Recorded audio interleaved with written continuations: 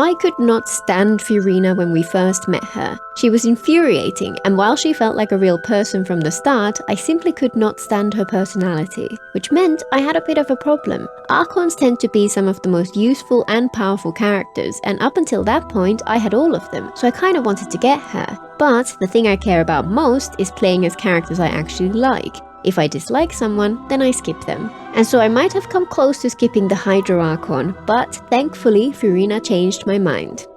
We meet her right at the start of the Fontaine Archon quest, and in short order she greets the traveller, tries to put them on trial for accidentally breaking some ridiculous law, panics when she doesn't get her way, and then flounces off. I'll let Pastora speak for herself.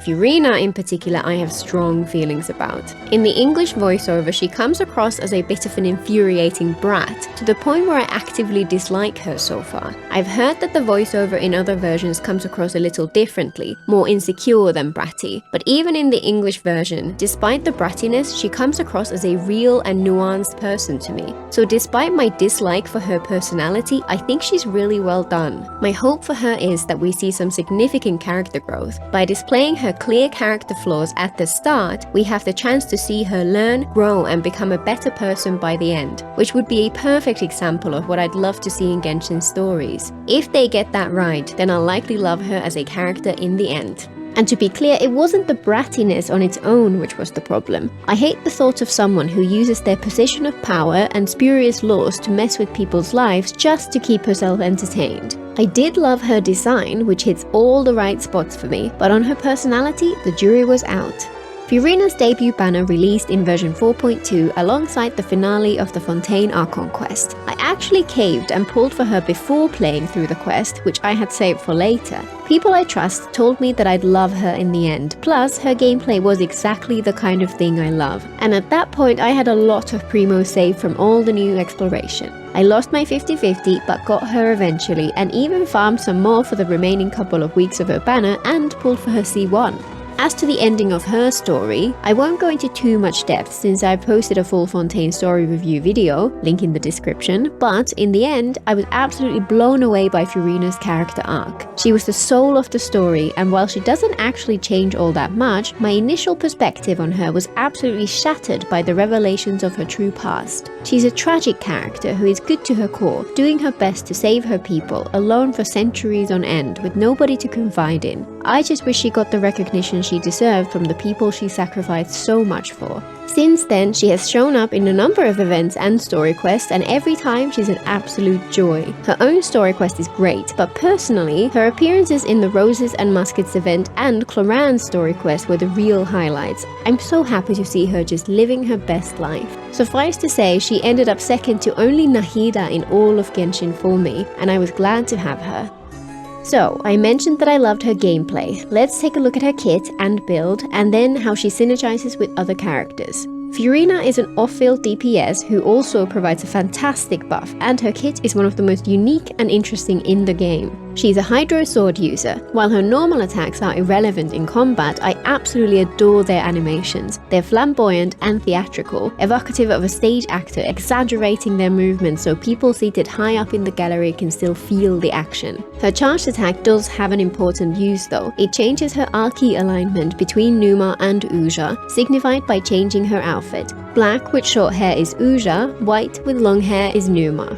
Her skill summons Hydro constructs, with different ones appearing depending on her current Archie alignment. Her Uja form summons 3 adorable sea creatures. These creatures follow Furina around and attack nearby enemies. They have different attack speeds, damage multipliers, and Hydro application rates. When they attack, if any of your characters have above 50% HP, Furina will drain some of that HP and her sea creatures will deal increased damage. And they deal a lot of damage. She's an extremely effective off-field DPS when in her Uja form. Her Numa form sees less use. It summons 1 construct which heals the on-field character at a set interval. Her healing doesn't compete with dedicated healers like Kokumi, but that doesn't mean it's underwhelming. She's more than good enough to hold her own as a healer. Even while her skill is active, Furina's charge attack instantly swaps her summons to the new Archie, so she can quickly switch between attack and healing mode at will. Combined with a 30-second long duration with 20-second cooldown, it is a powerful and flexible part of her kit. Oh, and while her skill is active, Furina can literally walk on water, though sadly in co-op only one Furina can do this at a time. Her burst starts off with AoE hydro damage and then provides a powerful and complex buff to the entire team. Over the next 18 seconds, whenever any team member's HP increases or decreases, Furina gains fanfare stacks, 1 stack for every percentage point of HP change. For example, if you have a character with 20k HP and one with 10k HP, they are both healed or damaged by a total of 10k HP each, then Furina would get 50 stacks from the one with higher HP and 100 stacks from the one with lower HP. At C0, Furina can have up to 300 stacks. Her buff increases both damage and incoming healing to all characters in the team. The more stacks you have, the more your team's damage increases. This combination has some interesting nuances. It means that not only does her buff get more powerful over the course of its duration, the healing buff means that she gains stacks more quickly over time, amplifying this effect. Her buff is universal to all characters, including her own skill damage. While it doesn't buff transformative reactions like Hyperbloom, it does buff pretty much everything else, so she's incredibly versatile. And unlike many other powerful supports from early on in the game, she's not circle impact, and you're free to move around without restriction. One caveat is that she requires the HP values to actually change. Overflow healing does not count, and Bond of Life mechanics can interfere too, but for most teams, her skill health drain guarantees that this will happen. Another is that while her burst has a medium cost of 60, she's more energy hungry than she might seem at first glance. I usually skip Constellations for most characters, but hers are genuinely ridiculous. Her C1 makes it so that her burst starts off with 150 fanfare stacks, half of its original maximum strength, and has a limit increase by 100 stacks. This constellation provides a damage increase of over 10% and makes the damage more consistent over time rather than backloaded. Her C2 more than doubles her fanfare gain speed and provides her with a HP buff for excess stacks. Her C4 drastically reduces her energy recharge requirements, which can enable more attack-focused builds. And her C6 is just bonkers. At C0, she's one of the strongest characters in the game and makes your team significantly more powerful. I honestly feel that she would trivialize the game at higher constellations. Not good when it's already rarely a challenge, so I'll be keeping her at C1. So what about her build? Her first priority is energy recharge, which needs to be around 150 to 200% depending on the team, though you can get away with less in teams with a hydro battery or someone like Raiden. My Furina has a little over 150 and I've never had any ER issues with her. Her damage and healing both scale off of her HP, so that's high priority too, and she benefits from a solid amount of crit in her build.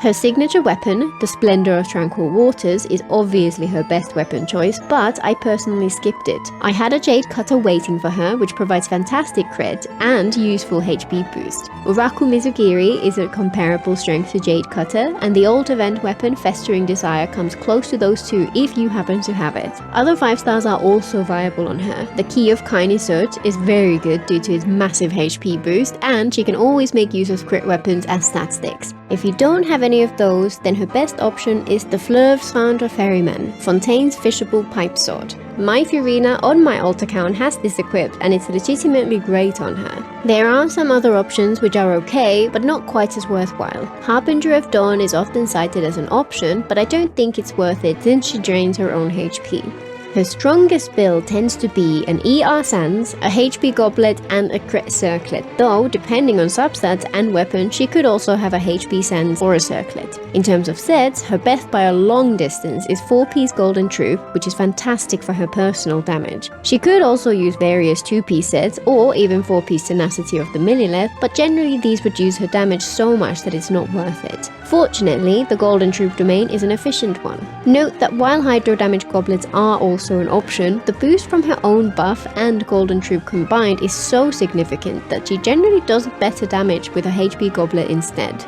Her normal attack talent is pretty much irrelevant unless you have her C6, and her skill and burst are both equally important. Since her damage scales of her HP, maxing out her character level is also extremely valuable. My main account Furina is C1, double crowned, level 90, with 150% ER, 42k HP, and a healthy 83 to 168 crit ratio. On my free-to-play account, Furina has 199 talents, 220% ER due to using Fleur of Cendre and not having having a decent HP sans, 40k HP and a crit ratio of 37 to 110, which bumps up to 5310 for her skill thanks to the sword's passive. She's absolutely brilliant on both accounts. The only change I'd like to make is swapping that ER sans on the alt account. Maybe someday. Furina works with a ridiculously wide variety of characters. Her buff is so strong that you can usually take any combination which is already strong, tweak it slightly so that she can take one of the slots and end up with an even more powerful team, or at the very least one which comes close to the best. For example, Raiden Samphire's main flaw is the reliance on Bennett's circle. With Furina in his place, it's both stronger and more comfortable. Her two caveats are that she requires a healer in the team to get the most out of her, and her hydro application is slow and a little inconsistent. Rather than listing out the dozens of teams she shines in, let's focus on the main requirements of her teams, look at some playstyles and niches that she enables, which were noticeably less competitive before she came along, and finish off with some counter examples where she doesn't work quite as well. Since her buff depends on HP fluctuations, her teams pretty much require a healer in order to work properly. Her attacking minions drain HP across the team all at once, which does a fantastic job at driving her buff, while her healing minion is noticeably slower and can't really be relied upon. She works extremely well with team-wide healers. Characters like Baizu, Jean, Charlotte, and so on provide this from off-field or in a short burst, while others like Kokomi, Gigi, and Noelle provide it on-field. Furina teams built around these characters are both extremely powerful due to quickly maxing out Furina's buff and very comfortable due to the strength of the healing provided. She can still work with single character healers. The buff is weaker in these teams and you often have to pay attention to your characters and tweak your rotations to heal them a bit. This is only worthwhile for single target healers who provide buffs themselves, or decent damage of their own to offset that loss. She also has great synergy with various characters whose HP fluctuates. This has been a common thread to the characters released in Fontaine. Neuvillette, Wriothesley, Linny, Lynette, Garmin, Cloran all have this in their kit in some form, and all of them are able to help drive Furina's buff. Zhao can also contribute as well. Furina and Neuvillette is particularly strong since they both benefit from Hydro Resonance's HP buff. One of my favorites is those two plus Kazuha and Baizu or Charlotte, and these variants tend to be amongst the most popular Furina teams in the Abyss. She has some anti-synergy with Bond of Life mechanics, and with Arlecchino in particular. In most situations, Bond of Life absorbs any healing, which prevents Vampire stacks from accumulating until the bond has been cleared. In Arlecchino's case, this is particularly bad. She cannot be healed during combat, so with Furina on her team, her HP just drops and stays low, making Arlecchino even more vulnerable and Furina's buff weaker. Cloran is an interesting case, however, since she self-heals at multiple points during her attack sequence. She actually synergizes very well with Furina despite her kit utilizing Bond of Life mechanic. Since she causes all characters' health to fluctuate, this also means that with her on the team, you can give any character the Marechaussee Hunter set and benefit from its fantastic passive. This can make a huge difference to how strong characters are. For example, I absolutely love her with Marechaussee Aloy, which I explored previously.